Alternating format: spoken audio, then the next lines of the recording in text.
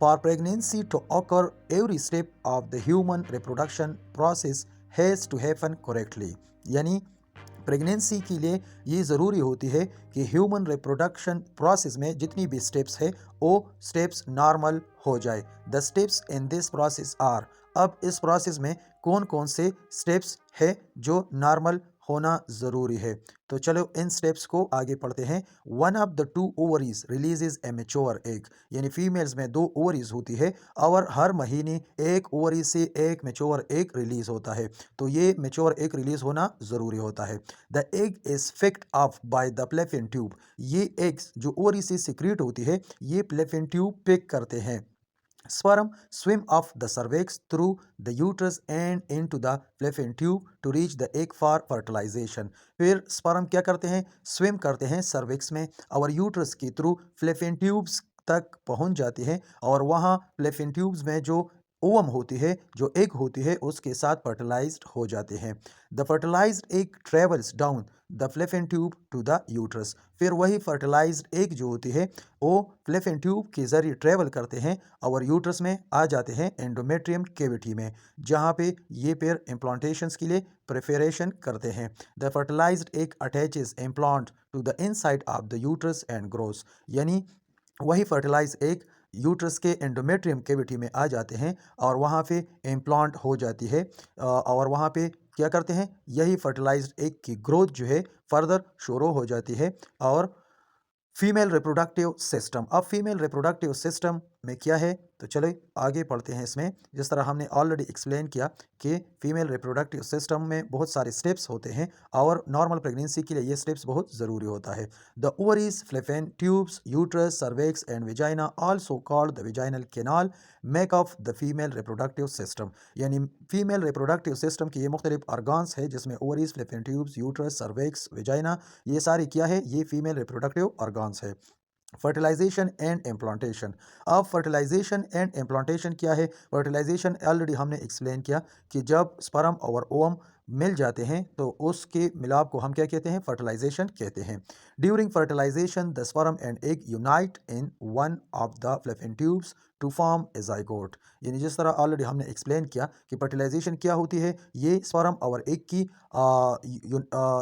Unite होती है, यानी ये कंबाइन हो जाती है जिसको हम जाइगोट कहते हैं। Then the zygote travels down the fallopian tube where it becomes a morula, और जाइगोट जब फ्लेफिन ट्यूब्स में ट्रेवल करते हैं यूट्रस की तरफ तो उस दौरान फिर उस किस चीज़ में कन्वर्ट होती है, मरोला में। Once it reaches the uterus the morula becomes a blastocyst, और जब वो मरोला यूट्रस तक पहुंच जाती है तो वो फिर ब्लास्टोसिस्ट बन जाती है।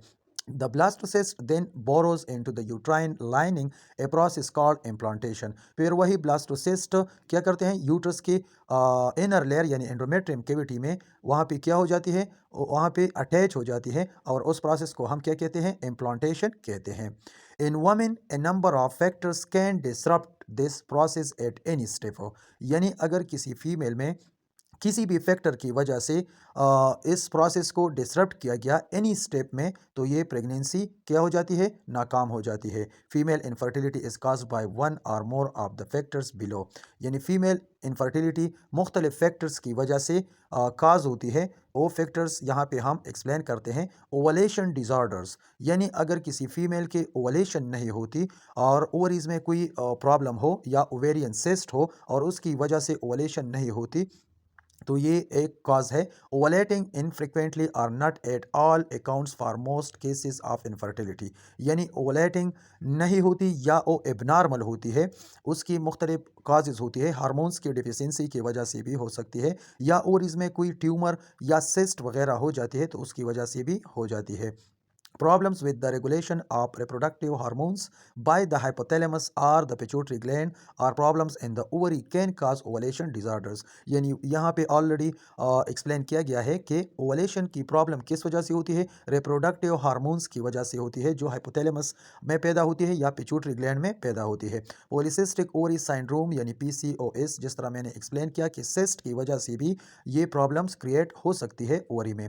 Polycystic ovary syndrome PCOS causes a hormone imbalance which effects ovulation, यानी पॉलीसिस्टिक ओवरी सिंड्रोम की वजह से हार्मोन्स इम्बैलेंस हो जाती है जिसकी वजह से ओवलेशन इफेक्ट होती है। यानी ऐसी फीमेल्स में ओवलेशन या तो स्टॉप हो जाती है या इरेगुलर हो जाती है। PCOS is associated with insulin resistance and obesity, abnormal hair growth on the face or body and acne. PCOS जिन फीमेल्स में होती है उनको इंसुलिन रेजिस्टेंस या ओबेसिटी मोटापा या abnormal hair growth on the face हो जाती है या बॉडी में, और साथ में एक्नी हो सकती है। यानी ये मुख्तलिफ एबनॉर्मेलिटीज़ जो है PCOS फीमेल्स में हो सकती है।